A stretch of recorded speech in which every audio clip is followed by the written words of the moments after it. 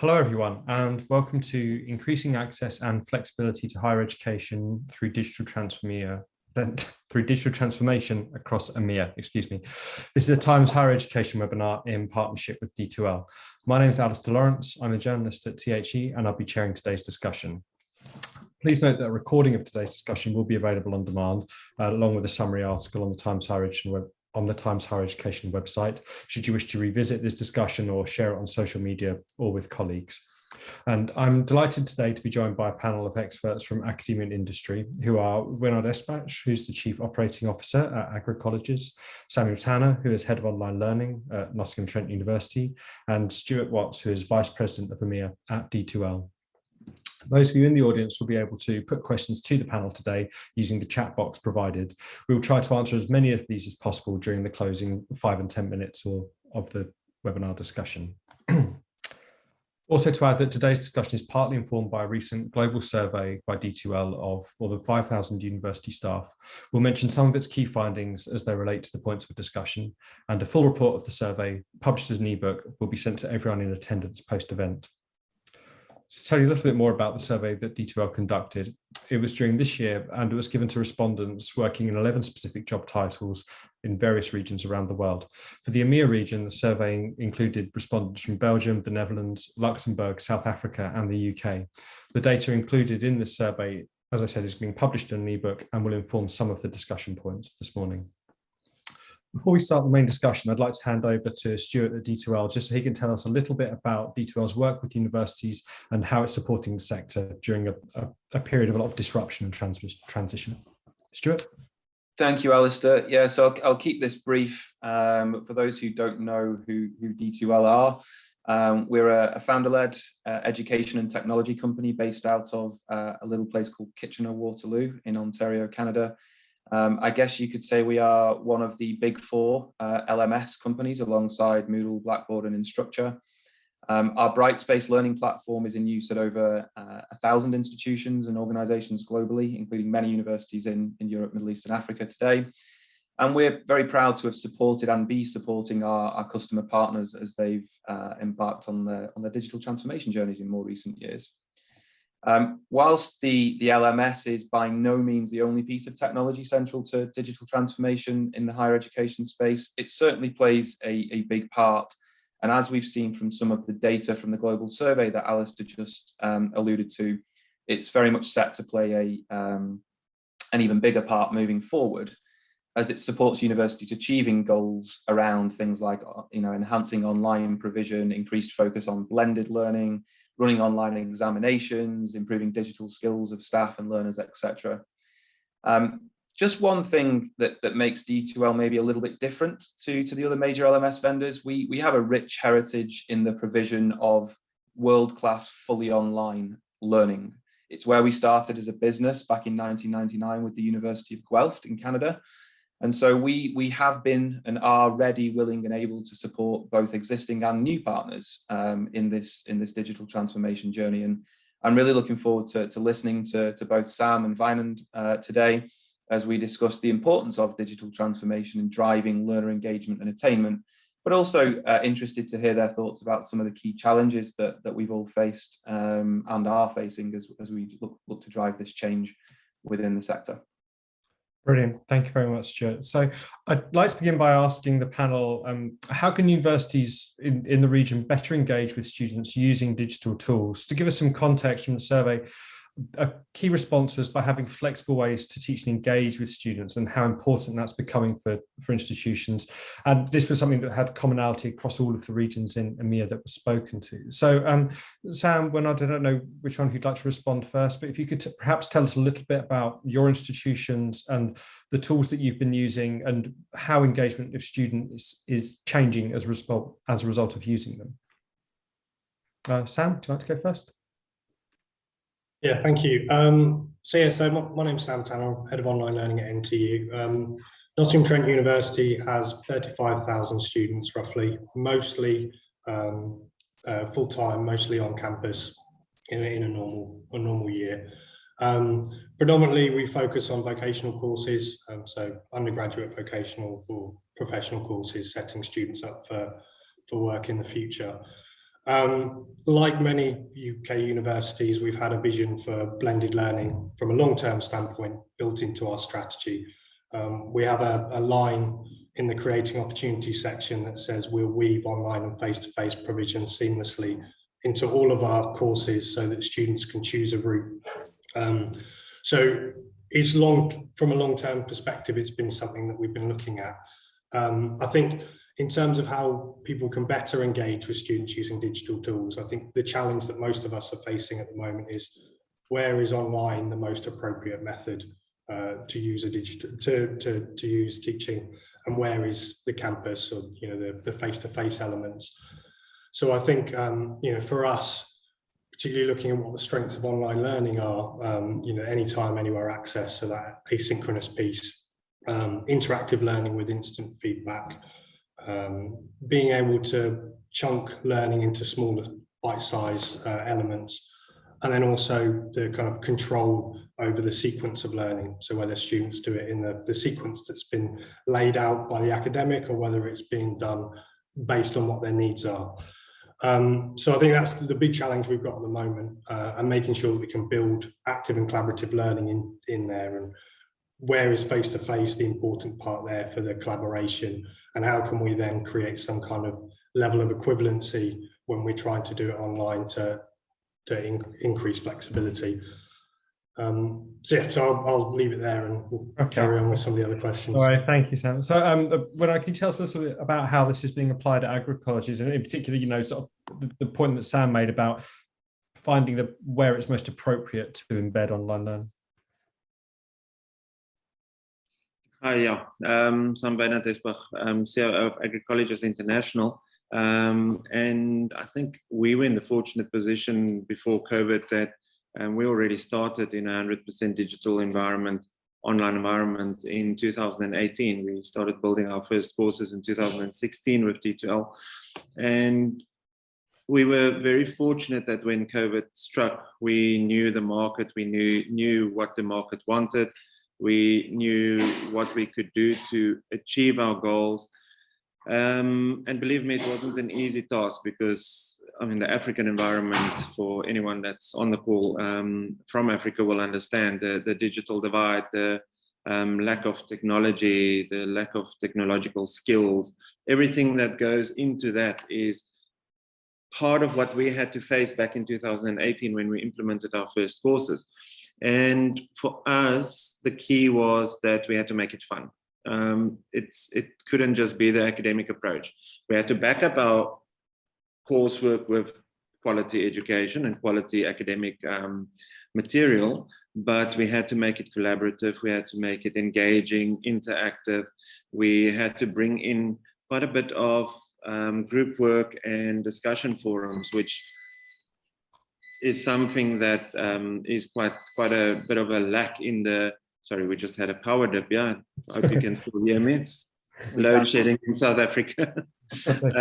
So yeah, we had to really go and find interactive ways to engage students, and I think that's where universities of the future and institutions of the future need to very quickly upgrade their systems to make it live, make it interactive. You can do asynchronous, but there's got to be some element of synchronous learning in there as well.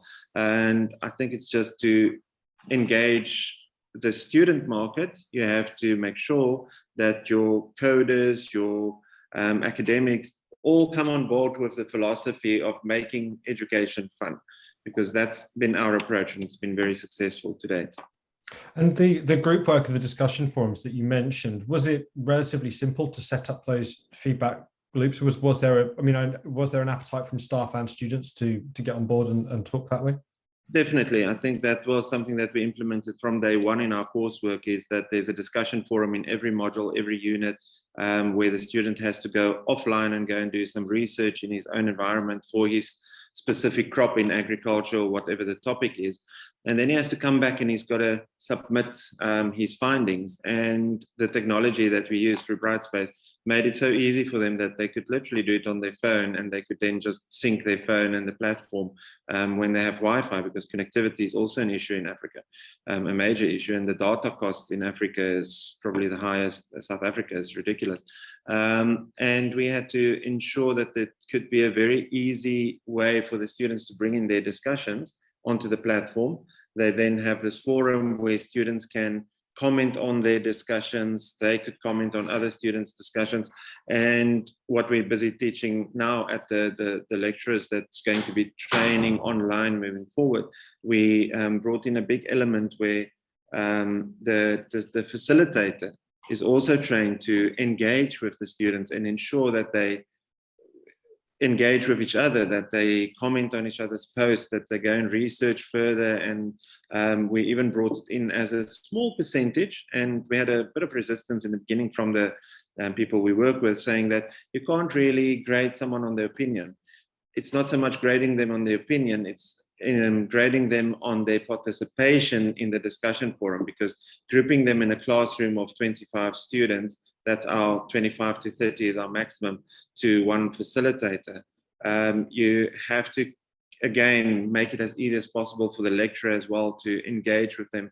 And through that engagement, the lecturer then gets to understand their opinions. And it's a very small percentage, only makes up 5% of the total assignment, but it does assist them in sharing knowledge with each other and gaining knowledge from the industry out there. Okay, and is it making it easier to teach different skills essentially in that way, if you are putting a greater focus on people having to communicate orally in order to not just test their opinion, but also test their ideas and listen to feedback and work in a different group environment? Yeah, it does. I think it's really helped with peer learning. So someone in the industry might be doing the course that's already got 20 years experience of actually working on a farm, and he's in the same group as a student that's just come out of school. So that peer learning from each other, the student that's just come out of school brings a whole new perspective to a point, and the guy in the industry brings the old technology maybe into it, and they find a happy medium in between. And they've often collaborated even after the coursework in our short courses. They stay connected, and after the coursework they sort of meet up and they take their discussions further. So it really has helped sort of just syncing the thinking between the various age groups as well, which is what we try and encourage, that they learn from each other. Okay, great, thank you. Sam, how's peer learning and learning communities changing at NTU as a result of people learning online in different ways? Yeah, I mean, for the last kind of 5 or 6 years, there's been a big push at NTU for active and collaborative learning. So, we adopted Scale Up as a methodology, changed a lot of our campus to support that. So, having moved online during the pandemic, what our first focus was, how could we take active and collaborative methodologies and adapt them for purely online settings. And at the same time, we were starting to introduce team-based learning as an extension to that project. So I think what we've tried to do is to replicate those experiences in the classroom and find ways to make that more accessible online to a wider group of students. So I think, we're a D2L customer, so we use the platform, but we also use Teams, and that's Teams has been heavily involved in our ability to create peer learning, and particularly video, trying to encourage students to use video in and outside of scheduled organised events. So encouraging students to set up their own group work calls, and just trying to use any tools out there that we can. I mean, I think we look at some work from the MIT Human Dynamics Lab that looks at kind of a ranking of interactions, human interactions. So face-to-face, they rank as the top, and obviously that's our ideal for collaboration. And then under that then is phone and video. So where possible, creating those collaboration experiences then with technology through that. And then third is then the text and email. And I think that element is quite difficult to do, particularly with a group of students that you've who've come on to a course expecting a campus experience rather than an online one. So using that kind of hierarchy, when we do have them on campus, using that for collaboration, and then when not, trying to use video, and whether it's synchronous through Teams or whether it's asynchronous through tools like Flipgrid or similar, where you can use record video instead of having to type. And has there generally been has it been a fairly straightforward cultural shift? I mean, I know a lot of lockdowns and other restrictions recently have forced people to adopt these changes, but do you think that there's now perhaps just an expectation that this is how people learn, and people aren't clinging on so much to wanting in person, or is it about kind of, I guess, trying to strike a balance now that we do have the option of teaching online and teaching in person? Yeah, I mean, I think during the pandemic, obviously, in the UK, I think we were quite a lot luckier than most other countries. When we did go to full online, then people just had to adapt to it. As we've come back this academic year with no social distancing, I think the focus has been that separation of, face-to-face predominantly works great for collaboration, and then we support that outside with online learning for things like the content delivery, or producing more feedback and so on. So I think during the lockdown, people just did what they could and gradually adapted their courses, and we tried to provide as much support through our learning design service that we built for online courses. But as we have come back, we've then had the space to redesign what that experience looks like. I think the challenge at the moment is deciding, based on the feedback. I mean, a lot of students in the UK have really missed the community element and the belonging and the things that they've got from on campus that they've not quite got online. So it's that design piece of saying, how do we make sure the students are getting what they need while also providing them with that kind of future experience, and making sure they're prepared to go into a flexible working environment that predominantly most of us now are collaborating online rather than face-to-face, I'm assuming. Okay. I just add to that. I think the learning, the design piece there is absolutely crucial here. We've learned a lot of lessons over the last couple of years. Obviously, we were forced to go to fully online, but that period where we were delivering fully online, we've learned a lot about what's great and what wasn't great about that. And now it's about going back, to this, whatever if you want to call it blended, you can call it hybrid. If you're going back to this new model and intentionally weaving in digital at the right places, at the right points, and I'll highlight that sort of the intentional piece here, because that's what's going to drive. Vyman was talking about lack of digital skills. It's no good just giving people loads of different tools and training them on different tools and hoping that they'll use these tools in the right way. It's about being intentional. I think John Hattie uses a phrase, learning by design, not by chance.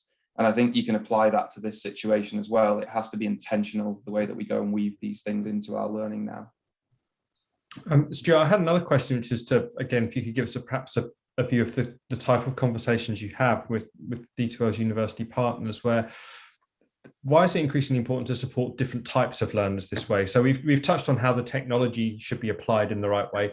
I think it's also important to acknowledge that as learning becomes more personalized, different individuals will have different needs, and perhaps now the universities have the way it creates more challenges because it creates more permeations of how you can educate someone. But have there generally been any feedback that you've received from universities about how they are personalizing?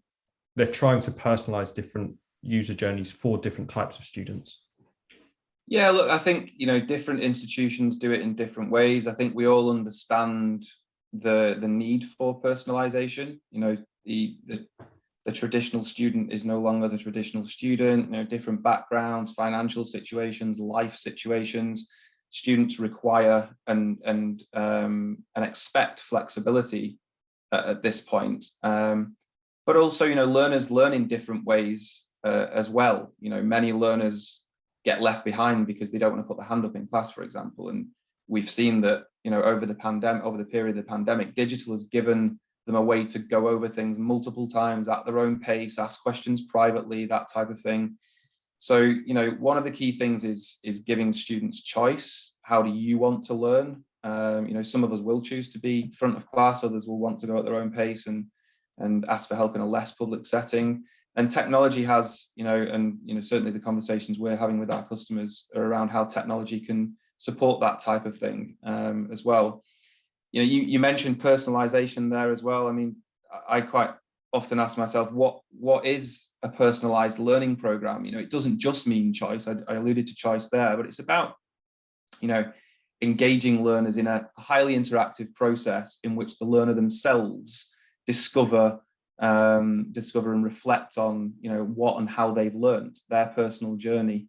And so they're effectively personalizing it for themselves. They become their own teachers, sort of thing. And you know, as I've said, during the pandemic, many students, they use social media to think out loud and to reflect and collaborate. And this has been a really, really, you know, positive thing and should be encouraged in any and all programs facilitated, you know, and facilitated through technologies like the, you know, stuff Sam's talking about there, you know, teams, group-based tools, discussions, et cetera, et cetera. So, you know, I think integrated technologies which allow learners to think out loud, share their ideas, listen to one another in whatever way they're comfortable with, synchronous or asynchronous, will allow for positive collaboration and aid the personalization of their learning.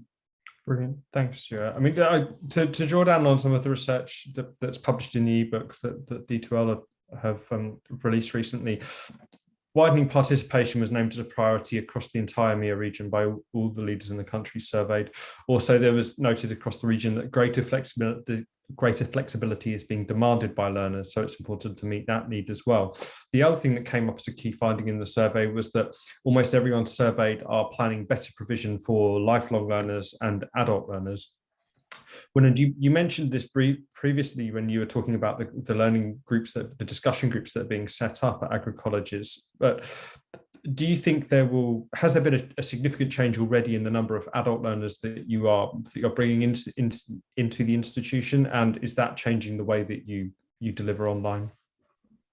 Yeah, definitely. I think what we found is the number of adult learners, especially in short courses, has increased drastically. And especially in a country or on a continent where employment rates are skyrocketing, and it continues now with COVID, it was just ridiculous. If you found employment somewhere, you don't want to give up your employment to go back to a physical institution to go and study at a college or at a university. So if you have to make the choice, you either stay employed or you go to a college for 6 months or a year. You're going to choose employment because it's not going to be easy to find that employment again, even with the skills that you might gain.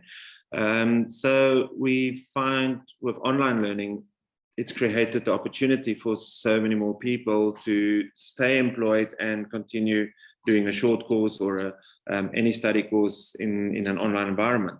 And we've actually sort of come up with the term learn as you earn, and we use that quite regularly in our marketing.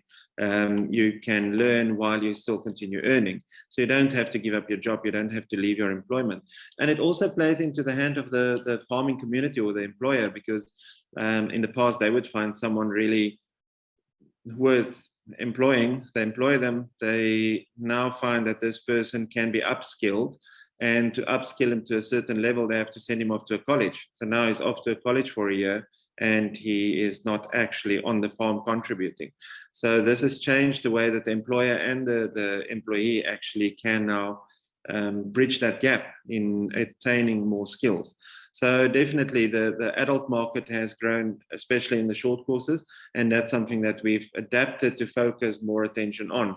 We've got a few national certificates and higher or certificate courses that is a one-year course, but our focus is really moving towards short courses. I think Samuel also mentioned it earlier. It's that short study courses that is really where the market is going, because it's something they can do in 2 hours a day or 10 hours a week is sort of what we accredit to learning in our courses. So if somebody wants to really work and study, he can do it over a weekend. He can do it by doing a little bit of work every night, and 10 hours a day, a week easily gets him through a short course. And then, of course, building your skills with so many courses, it's easy to go and do a plant production course. But if you're really looking for employment, you do a plant production course. You can add aquaponics, hydroponics, any of your more modern farming agricultural courses to that. And then there's agricultural finances and marketing and all these new things that come in. And then into the future, we also want to build in virtual reality and training where they can train online in drone operation and everything that is sort of leading to the more modern farmer. And in that, we sort of refer to it as our future farmers courses. And I think that's really changed our approach. And just to go back to what was mentioned earlier, how do we let it guide us? How do we personalize that learning experience as well? Is we have surveys built in at various stages of our coursework. So after the administration and enrollment, and in all our courses, we have a 1 week.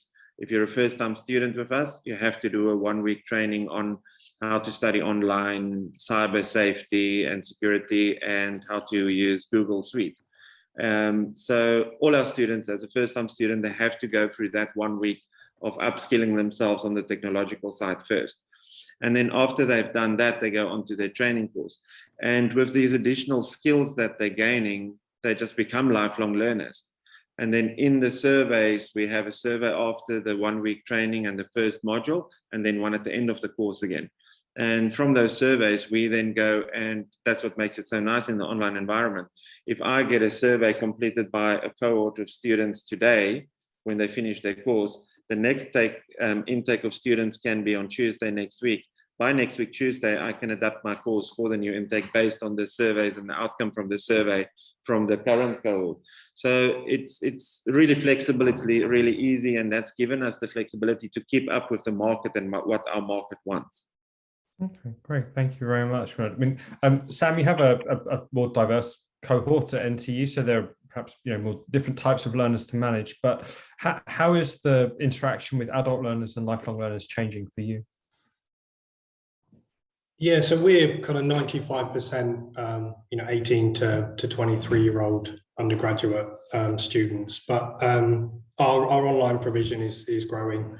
I think we've got students studying in 85 different countries across the world, so which is great for particularly courses like international relations or the MBA or something like that. So you get a real global interaction with lots of different people and different perspectives and so on. I think in the UK, the skills mismatch element, the government's particularly focused on. We have 50.2% of our students now going to university before the age of 30.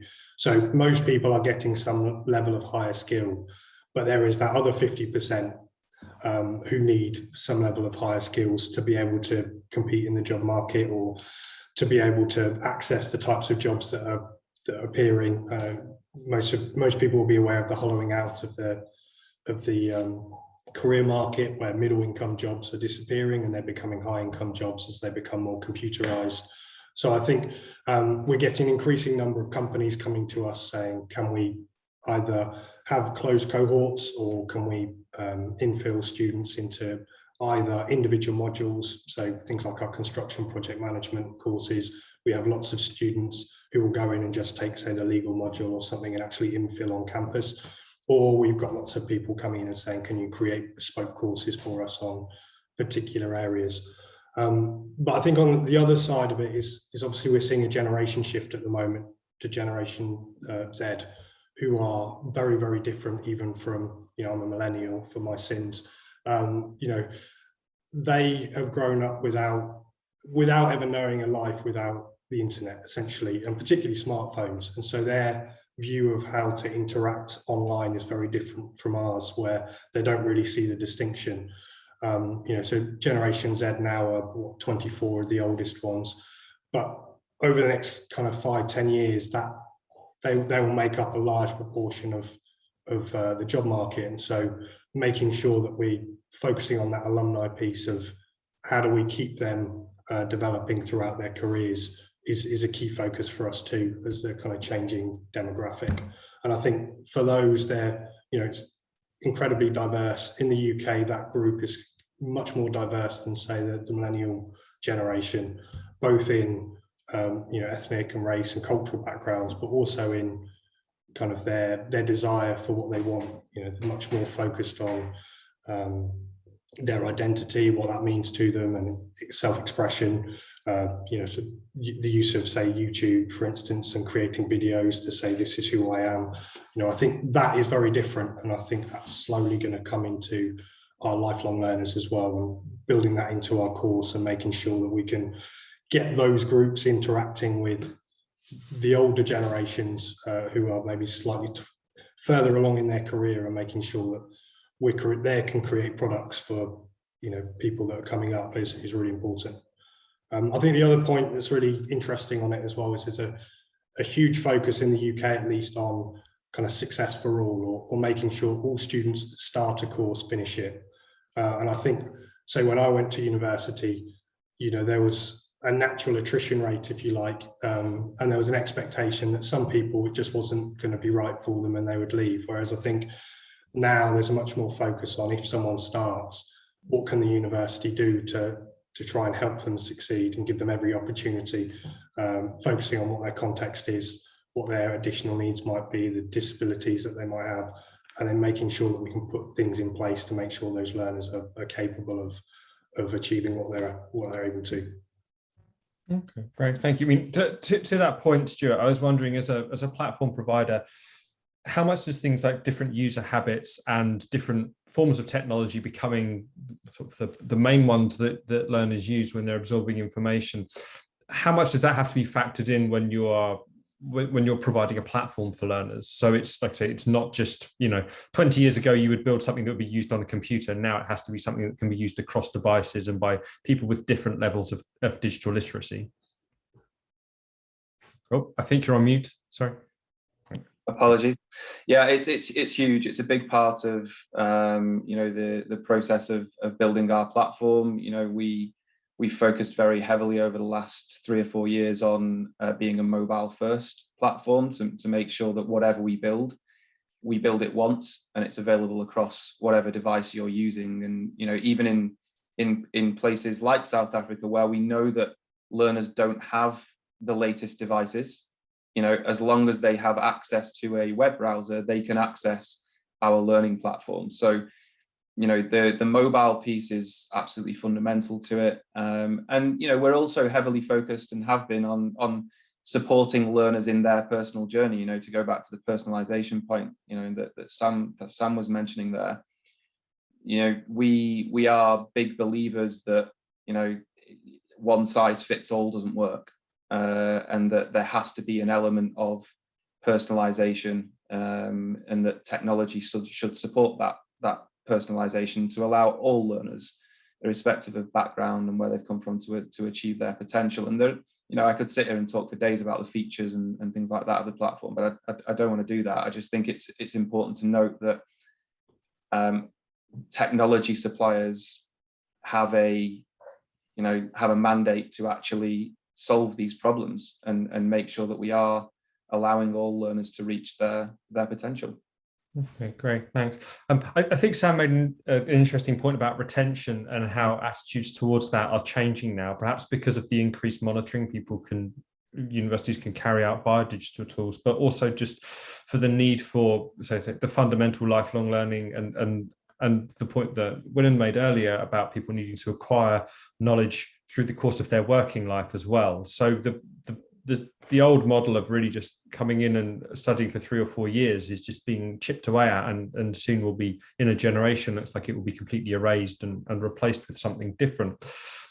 To that point, I wondered if either Sam or Winand had any thoughts about the challenges around retaining students who perhaps do still struggle with, either because of access reasons or for academic reasons, and how they use digital or face-to-face methods in order to try and reduce attrition and dropouts at their institutions.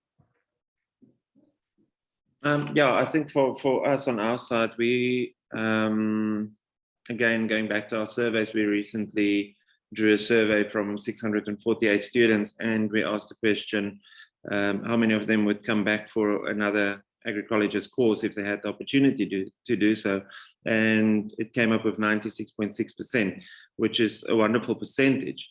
That of course doesn't include the dropouts, but our dropouts are less than 5% of the overall intake.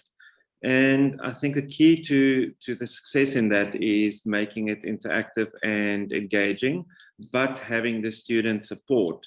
So although we're an online institution, we ensure that the student has a direct line of contact. He's not just a number in a sea of students. So we do ensure that they have a person they can speak to at a help desk. They have a person they can speak to when it comes to navigating the system. So they have a facilitator that they link to. They also have access through this facilitator to the subject matter expert. So if it's a question about a very specific crop or agricultural question, then it goes through the facilitator, it goes back to the subject matter expert, and that answer comes back to that student individually. And if it's something that we feel we need to build into the coursework, again, we can update the coursework immediately. So that has allowed us to really identify students that might be struggling, whether it's for technological skills reasons or whether it's for financial reasons, especially during COVID now. There were a whole lot of students that maybe signed up for a course, they made their first deposit payment, and then they were on a payment plan. And then halfway through the course, they had a death in the family, or they had to go and look after family that was ill, and they couldn't really continue with their payment plan because their financial situation drastically changed. And we had to really step in and secure our students through basically interacting with them individually.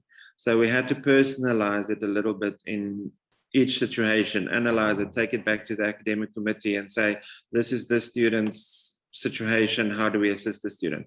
And that is the nice thing about online learning. Again, we can just shift that student to the next intake or on by a year or whatever it is, and they have to do a couple of tests before they just start again in the next one, or they start in a new intake. But it does give us that flexibility to personalize our teaching so that every student feels they have an option. They're not just a number. Okay. I think technology has a huge part to play here too as well. Right? We talk a lot at D2L about proactive intervention and how, you know, things like AI can help. Sorry, AI. I nearly went IA then.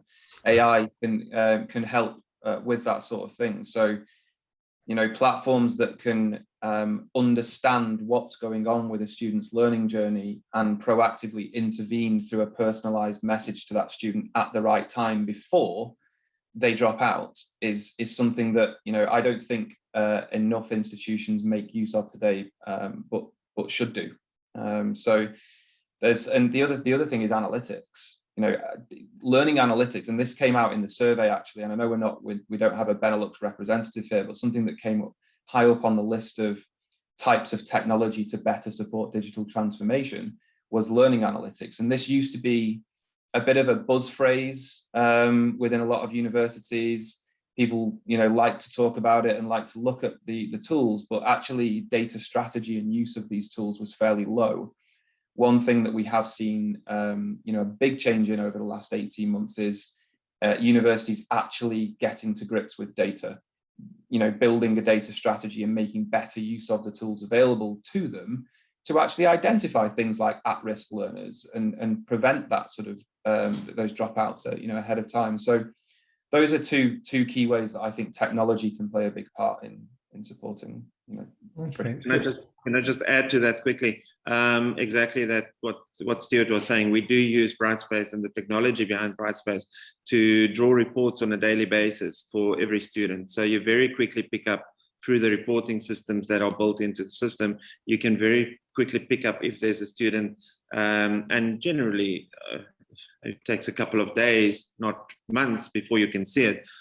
You can pick up when a student is falling behind, or when there's a personal issue, or when there's a learning issue in some instances. You very quickly pick it up through the reporting systems. Okay. Yeah, can I just pick up something on what Vylan said about students feeling like an individual? We have a kind of conversation at NTU quite often about personalised versus personal, and the idea about part of what students are looking for when they're coming is knowing that they're a person. Your academic knowing your name, that personal tutor element.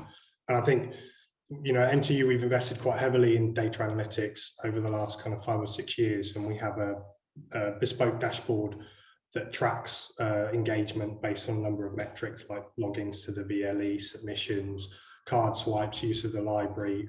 We have an attendance monitoring system that feeds into it too. And that's allowed us then to say, well, this is the expectation for what you should be doing. And then we can monitor against that. And then we can introduce interventions when students slip beyond that. And that's particularly around, say their personal tutor or the course leader or module leader, depending on what the issue is, gets that kind of message as saying, the student needs some help here, and then they can go and find out what the contextual issues are and try to solve it. So I think that kind of, quite often when we start to talk about personalization and technology, it becomes quite impersonal. And I think actually the next step along is how do we add that personal element back into it? Okay, thank you. And to Stuart's earlier point about the importance of coming up with a data analytics strategy, do you feel like this is something that's being adequately addressed at your institutions? I think more and more is the answer to that question. We've seen a huge uptick in the number of our customers that are coming to us to say, how do we make best use of these tools? We've got a team together, we're looking at our data strategy, we've got a series of questions that we want to answer. How do we answer these using the tools and the data that's available? I can think of, Sam's described what NTU are doing there. There's also, there was a project at the University of Surrey not so long ago where they were taking data, again, not just out of the VLE, but out of various platforms, but using that data to send nudges to students, first-year students, actually, to help them to try and make it more personal, to reduce attrition, that type of thing. So it's become a much more common conversation, whereas, as I say, previously it was a bit more of a we'll get there eventually sort of thing. And I think that the pandemic has driven a lot of that, because a lot of the answers to the questions lie in the technology, because students have been doing all of their learning online for the last couple of years. So you can no longer rely on those conversations in the classroom and things like that. So I think that's been part of the reason for the uptick in use of these sorts of tools. Yeah. Okay, thank you. Another thing we'd like to discuss today is about sort of not just encouraging the support of the adoption of these tools, but I suppose maintaining the support of adoption for these tools. Winning gave some great examples about how actual learning communities are putting students together and forming bonds between different people at different stages of their educational career that are outlasting the actual sort of number of weeks in the course or the number of sessions that they attend together. I wanted to ask the panel if they think there's any risk now of perhaps backsliding away from some of the technological innovations that have helped improve a lot of inclusivity and help with student monitoring now that people are moving back into the classrooms. Is it something that needs to be managed quite carefully to avoid perhaps certain faculty or certain type of students not keeping up with engagement of what digital tools can do for them? When you're giving a sort of perhaps a slightly wry nod about this process, I was wondering if you could tell us a little bit about sort of how you're managing the culture now that people do have the option of working both ways. Yeah, I think I'm actually on a roadshow this week training lecturers in how to teach online. So we have implemented with a number of other colleges, we've implemented a blended approach. And I think it also goes with the whole topic of collaboration. We're great believers in collaborating and not trying to do it all ourselves. So we are seen to be experts. I don't always know if we are the experts, but we are seen to be experts because we've done it so successfully for quite a while now. And we do the online element. So instead of the colleges and universities that we work with, all now going and reinventing the wheel and trying to find the solutions that we've already found from 2018, we are collaborating with them, and we are the online partner in presenting the content. And we are currently training lecturers in how to teach in the online environment so that it can be rolled out when they all get back into the classroom environment now, in a blended model. It also helps us to bridge that digital gap, because a lot of students that might not necessarily previously have had the ability to study at home because they don't have Wi-Fi or data cost is too much, they can now go to their college, they can study through the college, and they can work on the computers that are available there in the computer center. And the online element's still done online, and the college can do the face-to-face and the practical at the college. So yeah, definitely in that sense, it's a challenge, but it's not a challenge that we didn't think was going to happen. We just approached it differently and said we were doing online anyway before COVID. So going back to classroom for us now, I think our market has increased by billions, because all of a sudden online learning is not something that someone has heard of. It is the only way that people could learn in the last year.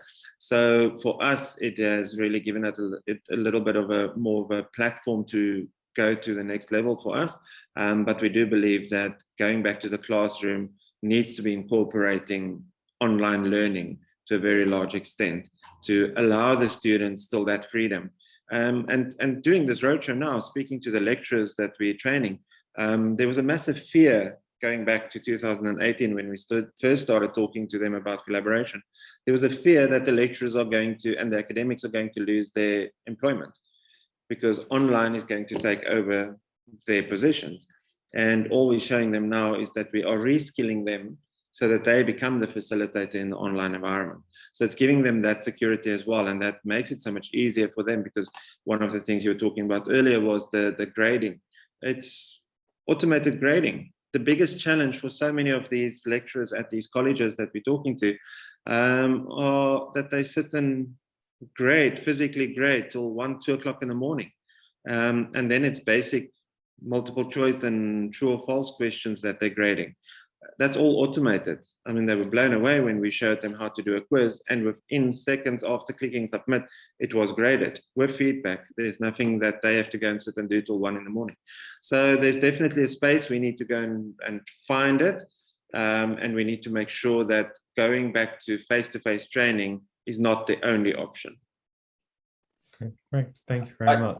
Sorry, I'll just add one thing, and I don't know whether I'm sure Sam's got a view on this as well, and we've touched on some of this already in the discussion today. But what we've seen over the last 12, 18, 24 months, it kind of has to stay. Students expect this now. They expect a level of integration of digital and fully online or blended when they go and study, and we need the digital skills that this is helping produce and the flexibility that these sorts of modes of learning give us to upskill the population, back to what Sam was saying earlier.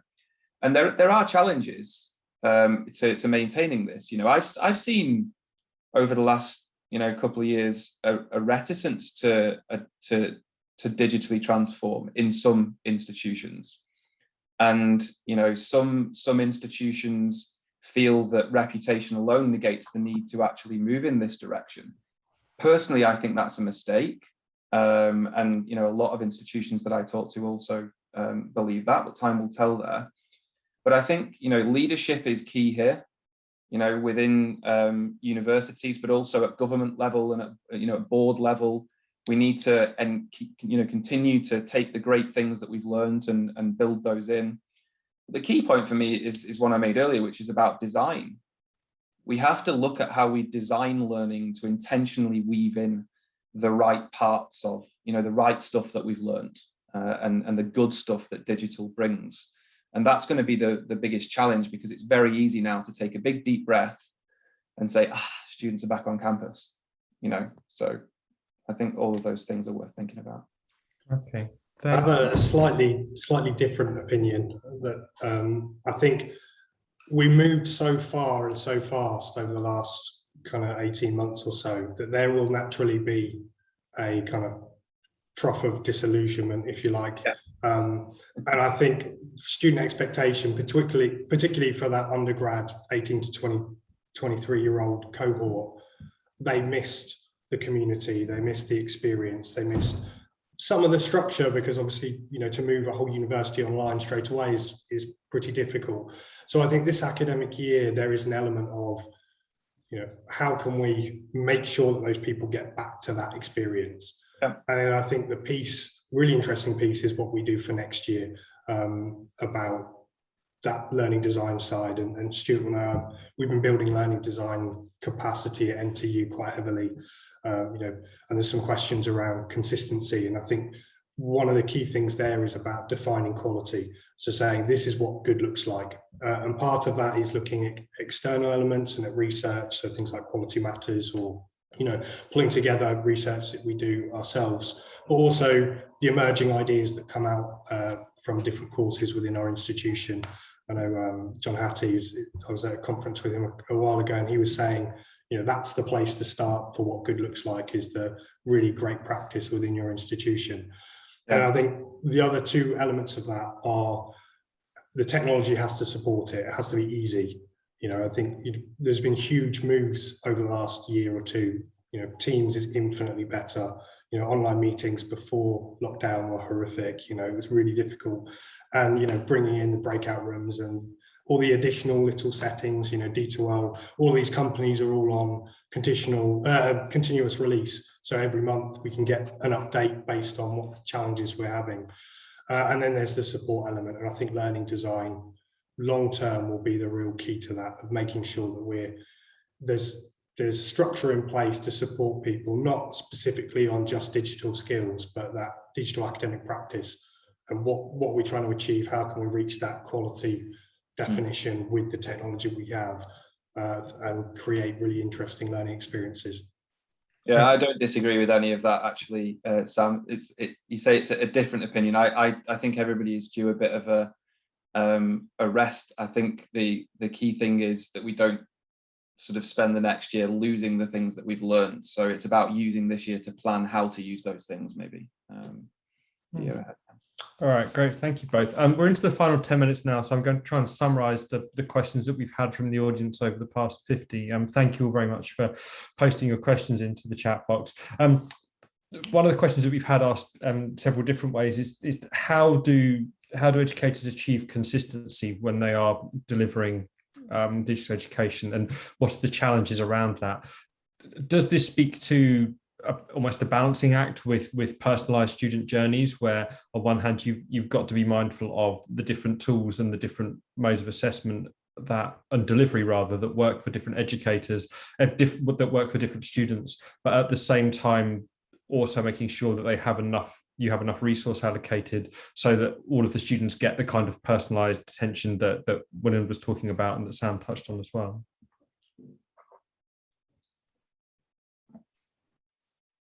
Yeah, I think it's critical that you achieve consistency. And interesting, again, when we speak to lecturers to a large extent, where they're training face-to-face traditionally and they're now bringing in online, one of the things that they keep bringing up is the fact that, especially on the grading side, it's so much more consistent, it's so much more fair on the students, because one student might be graded at 5 o'clock in the afternoon and the other one at 1 o'clock in the morning, and they often find that when they are stressed and tired as lecturers, they do grade completely different to when they're fresh in the morning. And the consistency in the grading and everything is something that's definitely come up for us, and they've showed that they embrace the consistency in the assessment side of it. The consistency in the academic work itself, we ensure that we work with the best possible subject matter experts out there, and that's where we work quite closely with a lot of the academics, and capturing what they've done over many years and research that was done over many years, and working with academic institutions, working with industry bodies. So in the agricultural world, it's working with some of the top agri institutes and agri corporates, just to ensure that we get that information as accurate as possible and deliver it in a consistent way. Thank you. And Sam, to the point about that William touched on slightly before about getting the right feedback to the right people. So, for example, whether that's an academic who is monitoring somebody's progress and attainment, or whether it's an administrator who is looking at the student journey and noticing at-risk students, is it a challenge to still achieve consistency in those areas? Yeah, I mean, I think one of the wider issues, one of the consistency issues that we see time and time again, and for a long time, is consistency across modules. So there's student experience across modules on the same course, or course across programs, depending on your language. That we for years have had issues with, you have the really tech savvy academics that are pushing forward, and then you've got that creates the standard, what the students expect. And if an academic is doing something different, they're seen as providing a lesser experience. And I think on a wider issue is, most of our students live with students studying different courses, and so they see the experience they're getting, from the business school versus the School of Agriculture and so on. And I think student satisfaction is affected by that, because what they see as the expectation changes based on what good practice is seen at the institution. And so I think it is a real challenge to be able to achieve that. I think in terms of, most students are quite happy to get a different experience in terms of if they're struggling, they expect someone to be able to reach out and say, can I give you some help? Whereas other students don't need that. I think having a transparent process around it, so particularly with, say, data analytics, all of our students see their own data, and then they see their data against the average of their cohort. So for them, they know how they're doing. And so if they're not getting contacted directly for an intervention, they know it's because they're doing okay. And they also know if they need it, they can reach out through the platform and just say, can I have some help? Or reach out to student services and say, I need support for this additional need. So I think that side is fine. I think it's more that the course design part of modules traditionally in a lot of institutions I've worked in have been designed independently, and the course design process has been in, for, not to, I don't want to sound negative, but quite often people have had to design courses in their spare time around all their other commitments. And so I think institutions now are starting to say, well, actually, these courses need to be designed properly using design thinking principles, empathizing, collecting that data and saying, this is our students, this is what they need.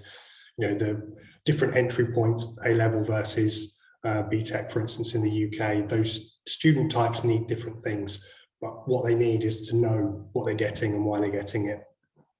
Okay, great, thank you. We've had another question about increasing access and supporting marginalised groups and how this can be done through online learning. There's also a note about the fact we've got an all-white, all-male panel today. It's just to say that THE and D2L did make every effort to try and maximise the diversity on this panel, but owing to scheduling conflicts, we were unable to do it in this case.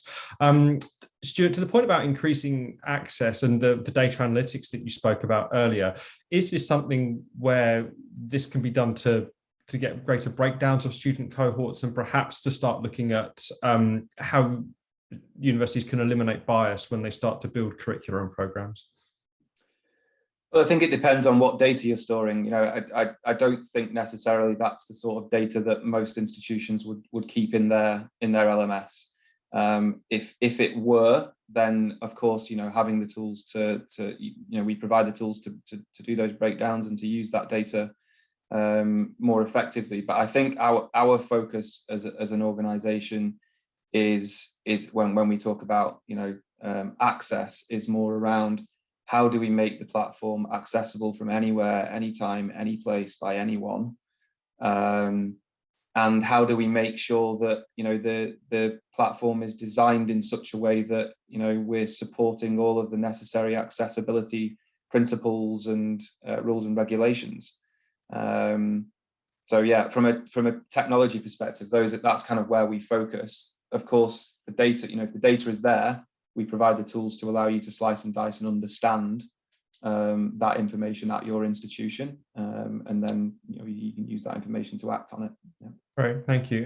When you spoke briefly about how to include sort of low access groups or people who have different levels or are disadvantaged in some cases, is it a question of just taking a whole institution approach and a whole cohort approach so that you're gathering data the right way so you can try and eliminate bias or maximize inclusivity? Yeah, I think we maximize inclusivity by, since day one, we've had the aim to get 30% of all students on some sort of a bursary. So that could be a bursary allocation of between 30% and 100% of their course costs. And our bursary company is 100% independently managed, and 60% of bursaries are given to female or marginalized students.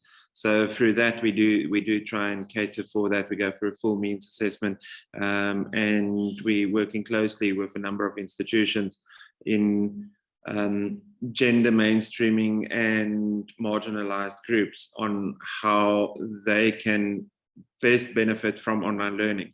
And there's a whole paper that we'll bring out in the next 3 to 4 months on our findings and how we're approaching it, so that the coursework that we're presenting is also sort of very much designed to encompass everyone and bring everyone into it and give a fair opportunity, especially in agriculture, where it's been a very much a male-dominated industry. But bringing female students in and showing that there's a definite place for future female farmers, which is actually a campaign that we're running for January, February, making future farming, can't remember the whole name, but it's all about making it attractive to female students. Great, thank you. Sam, we're very tight for time, but if you'd like to add something, please feel free. Yeah, I mean, just on that, the all male or white panel thing, I think that is actually, an anomaly nowadays. It's very rare that I'm on a panel or I attend a conference where that's the case. So I think that's probably just a randomness issue rather than it by design.